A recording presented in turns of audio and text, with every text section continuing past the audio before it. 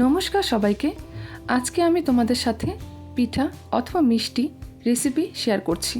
এটা খেতে কিন্তু দুর্দান্ত লাগে, যাকেই খাওয়াবে তারই কিন্তু মন ছুঁয়ে যাবে। তোমরা এটা সকালে কিংবা বিকেলে কিন্তু হালকা ফুলকা খাবার হিসেবে অবশ্যই খেতে পারো। আর সবথেকে বড় কথা, তোমরা কিন্তু এটা অনেকদিন স্টোর করে রাখতে পারো। দেখো বন্ধুরা, আমি এখানটায় বাটির মধ্যে দেখো এই বাটির মাপ দিয়ে নিয়ে নিয়েছি সুজি 1 বাটি।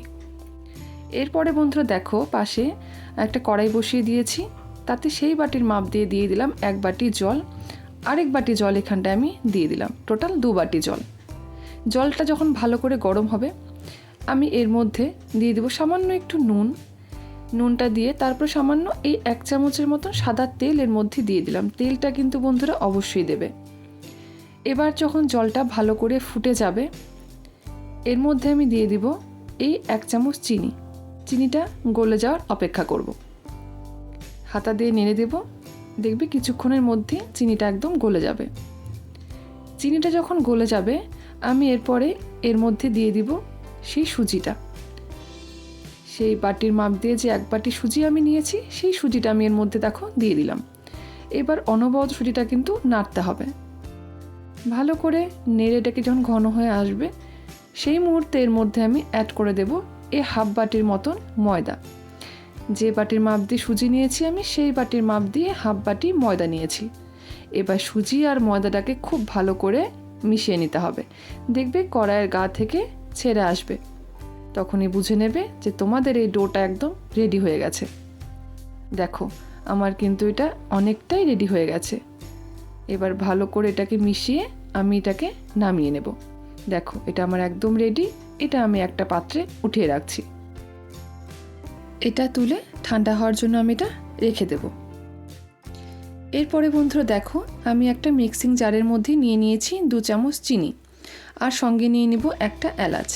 এটাকে খুব ভালো করে আমি গুঁড়ো করে নেব। এরপরে দেখো বন্ধুরা, যে সুজির যে ডোটা তৈরি করেছি, তার মধ্যে আমি সেই গুঁড়ো চিনিটা এর মধ্যে পুরোটা দিয়ে দেব। 2 চামচ দিলাম, মনে হচ্ছে পুরোটাই লাগবে, তার জন্য আমি পুরো চিনিটাই এর মধ্যে দিয়ে দিলাম। বন্ধুরা মিষ্টিটা কিন্তু তোমরা তোমাদের স্বাদ মতন দেবে। এরপর দেখো এর মধ্যে দিয়ে দিলাম 1 চামচ গোটা চিনি।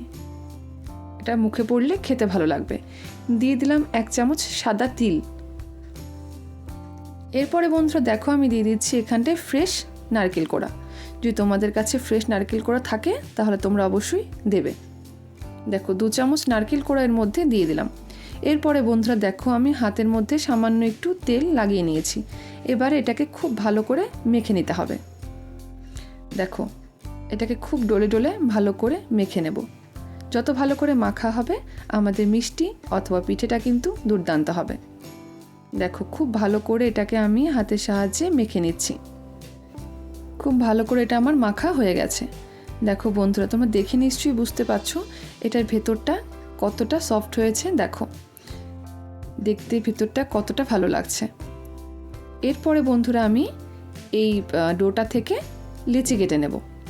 দেখো তোমাদের আমি এভাবে দেখিয়ে দিলাম। এরপরে দেখো আমি এর থেকে অল্প অল্প করে নিয়ে হাতের সাহায্যে খুব ভালো করে চাপ দিয়ে দিয়ে এটাকে আমি গোল মতন বানিয়ে নেব। তোমরা কিন্তু অনেক রকম ডিজাইন তৈরি করতে পারো। আমি এটা গোল মতন করলাম।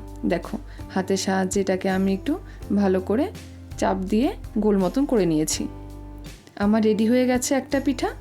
এরপর আমি বাকিগুলো সেমভাবে তৈরি করে নেব। হাতের মধ্যে নিয়ে হাতের সাহায্যে ভালো করে চাপ দেবে, 2 হাত দিয়ে গোল করে নিলেই তৈরি হয়ে যাবে। দেখো আমি এরকমভাবে সবগুলো পিঠা তৈরি করে নেব। দেখো আমার আরেকটাও তৈরি করা হয়ে গেল। দেখো এরকমভাবে আমি সবগুলো পিঠা কিন্তু তৈরি করে নিয়েছি। এরপরে বন্ধুরা দেখো পাশে আমি ওভেনে কড়াইতে তেল বসিয়ে দিয়েছি। তেলটা ভালো করে আমার গরম হয়ে গেছে। এই সময় কিন্তু গ্যাসের ফ্লেমটাকে আমি লোতে রেখেছি। এবারে সবগুলো পিঠা আমি এর মধ্যে এক এক করে দিয়ে দেব। এগুলো কিন্তু চেষ্টা করবে লো ফ্লেমে ভাজার, তাহলে পিঠেগুলো খুব সুন্দর করে ভাজা হবে। দেখবে একদম ক্রিস্পি হয়ে যাবে। এরপরে এক পাশটা হয়ে গেলে আমি আরেক পাশটা উল্টে দেব। বন্ধুরা তোমরা এটা কিন্তু অবশ্যই বাড়িতে একবার হলো ট্রাই করো, তোমাদের খুব ভালো লাগবে। তোমরা যাকেই খাওয়াবে সেই কিন্তু তোমাদের প্রশংসা করবে। ভীষণ সুস্বাদু হয় এটা খেতে। আর তোমরা এটা চা দিয়ে বা এমনিতেও কিন্তু খেতে পারো। আর তোমরা এটা অনেক দিন স্টোর করেও রাখতে পারো।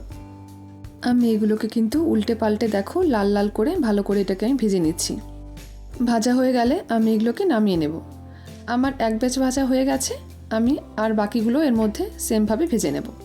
দেখো আমি বাকিগুলো বসিয়ে দিলাম, সেমভাবে এগুলোকে কিন্তু ভেজে নেব। দেখো আমার ভাজা কিন্তু হয়ে গেছে। দেখো দেখতে কতটা ভালো লাগছে, এগুলো খেতেও কিন্তু বন্ধুরা দুর্দান্ত হয়। তোমরা অবশ্যই বাড়িতে একবার হলো এটা ট্রাই করো। তোমরা কিন্তু এগুলো এমনিতে খেতে পারো, বা তোমরা চাইলে কিন্তু এটা শিরার মধ্যে রেখে তারপরেও কিন্তু খেতে পারো। দুরকমভাবেই কিন্তু খেতে এটা ভালো লাগে। আমি এগুলোকে এরকমভাবেই রেখেছি। দেখো বাকিগুলো আমি ভেজে তুলে নিলাম। সবগুলোকে আমি সেমভাবে দেখো তৈরি করে নিয়েছি। বন্ধুরা, তোমাদের ভিডিওটা কেমন লাগলো আমাকে কিন্তু অবশ্যই জানিও। যদি ভিডিওটা ভালো লাগে লাইক কমেন্ট করতে কিন্তু ভুলো না। আর অবশ্যই শেয়ার করে দিও তোমাদের বন্ধুদের সাথে। দেখো একটা পিঠা তোমাদেরকে আমি শিরার মধ্যে দিয়ে দেখাচ্ছি। দেখো এটার উপর দিয়ে আমি শিরাটা দিয়ে দিলাম। এটাও কিন্তু খেতে বন্ধুরা দুর্দান্ত হয়। তোমরা দুরকমভাবেই কিন্তু ট্রাই করতে পারো। তাহলে বন্ধুরা আজকের মতন টাটা। দেখা হচ্ছে তোমাদের সাথে নতুন কোনো একটা রেসিপি নিয়ে। সকলকে অসংখ্য ধন্যবাদ।